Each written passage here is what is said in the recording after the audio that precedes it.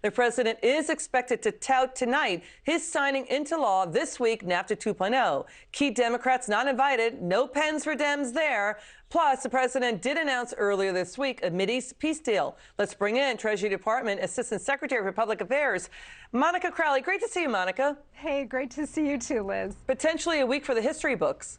Oh, absolutely. You know, this president from the very beginning, when he first announced his candidacy, talked about an economic freedom agenda. That's what he ran on, and that's what he's been implementing as president. So it's not a coincidence, it's not a surprise that the United States is experiencing this kind of economic boom. It was essentially 4 pillars, and he's been executing on all 4. Tax cuts, regulatory reform, unleashing the American energy sector, and delivering better, fair, more reciprocal trade deals. And so this week, what we saw with the signing of USMCA is astonishing. This is a huge, historic win, Liz, for American workers, farmers, manufacturers, and businesses. You know, Monica, Bernie Sanders' side of it, he seems to be the front runner in a number of states. He's bringing out AOC, Michael Moore. The esteemed, respected Cook Political Report warning the Democrat race is in chaos. We may not see a front runner. Even after the Iowa caucus on Monday, you may not see a Democrat frontrunner until early March, that being Super Tuesday. Let's get to the U.S. economy growing at 2.1% last quarter, year over year, 2.3% growth. The president wants 3% growth. Talk about that. Yes, absolutely. So the president has projected 3% growth, which we think is absolutely attainable. Remember, over the course of the last year or so, the Democrats in Congress really dragged their heels on USMCA. If we had that in place, we may have even seen higher growth. We also had the GM strike.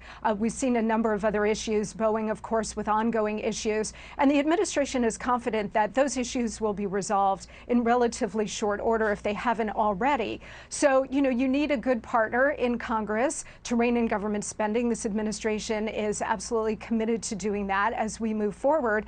But I think given the fact that we have seen slowdowns in Europe, particularly led by Germany, slowdowns in China, the fact that the global economic picture has essentially slowed down, the fact that the American economy is so strong is a huge testament to this president's leadership, his economic freedom agenda, and the American worker. Okay, you know, the other thing that's happening too, even Newsweek, an op-ed in Newsweek saying the economy under Trump is great. No incumbent president has lost an election with a growing economy in peacetime conditions. Mark Zandi of Moody's Analytics said this year's election is the president's to lose. Manufacturing jobs coming back at around nearly 500,000 jobs. Let's take a listen again to what President Obama had to say on the campaign trail in 2016 about then candidate Trump. Watch this. He's going to bring all these jobs back. Well, how exactly are you going to do that? What are you going to do? There's no answer to it. He just says, well, I'm going to negotiate a better deal. Well, how exactly are you going to negotiate that? What magic wand do you have? All right, we know the political rhetoric, people can get ahead over their skis. Your take on that?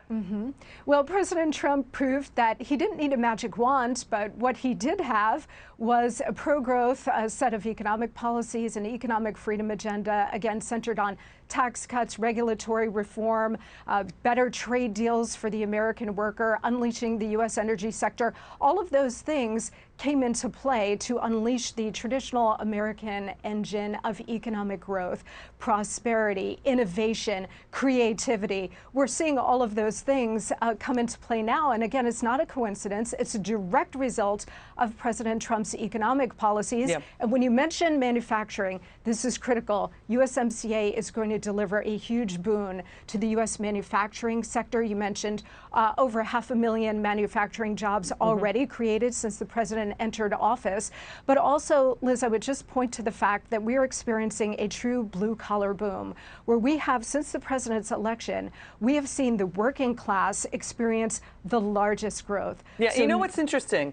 The news broke earlier in the day. We're running out of time. I just want to get your reaction to this. The Washington Post got a Bernie campaign document that showed Bernie Sanders is now preparing dozens and dozens of executive orders to undo, to take back the president's certain of his policies, including reversing policies like stopping the border wall, ban the exportation of crude oil, and more. The centrist Democrat think tank, The Third Way, found a majority of voters in the blue wall states of Michigan, Pennsylvania, Wisconsin. They don't like Bernie's policies. They don't want government-run health care, single payer. As we've been pointing out, Monica, those states, the battleground states, have higher rates of health coverage than the national average because of labor unions. Labor unions fight for good health care. Bernie wants to take that away. President Trump is delivering for all Americans, including those that you mentioned. So whomever the Democrats nominate is going to be a very hard sell, because this president has kept his promises to the American worker and the American people. And you're seeing the results in this booming economy. Monica Crowley, thanks for joining us. Come back soon. Pleasure.